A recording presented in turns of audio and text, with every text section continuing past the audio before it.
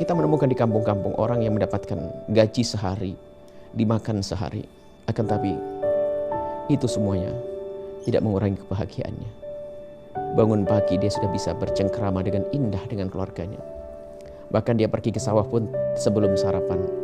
1 jam 2 jam kemudian datang istrinya menghantarkan hanya singkong rebus saja. Subhanallah. Pagi sudah senyum, pulang senyum, Masya Allah.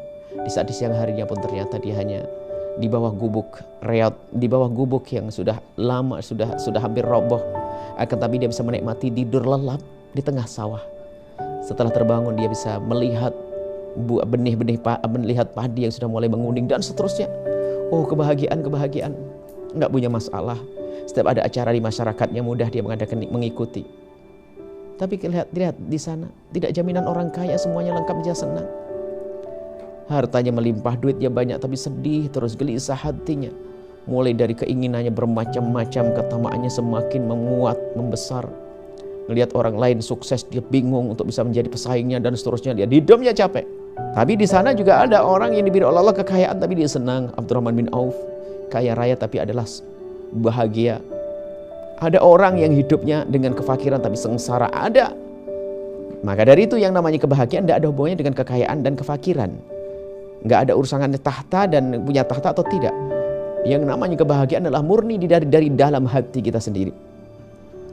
Maka pendidikan dari Nabi SAW, jauhilah ketamaan.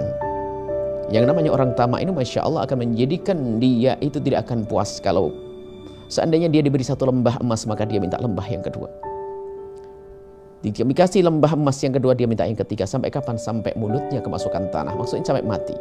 Dan begitu kalau hidup kita menuruti ketamaan kita, maka tidak akan puas dan tidak akan puas. Terus hidupnya adalah untuk mengejar keinginannya. Dan dia tidak bisa menikmati kekayaannya. Kekayaan sudah jatah dari Allah. Kalau orang harus kaya dia. Kalau memang dia tidak bisa kaya, biarpun dia jungkir balik tetap saja semacam itu. Memang kita usaha. Tapi ingat, mari kita usaha dan sambil kita menyerahkan kepada Allah Subhanahu wa Ta'ala. Jangan pastikan dengan usaha kita akan berhasil. Kenapa? Di saat kita pastikan dengan usaha kita pasti berhasil, di saat tidak berhasil kita akan kecewa. Akan tapi berusahalah kita untuk mendapatkan kekayaan. Dengan itu kita bisa membantu orang banyak. Berusaha dan kita serahkan kepada Allah. Dan di saat Allah tidak mudahkan, tidak kecewa kita. Di saat Allah mudahkan, kita punya cita-cita mulia, cita-cita baik. Jadi mari kita sadari semuanya, dari anda, kita semuanya.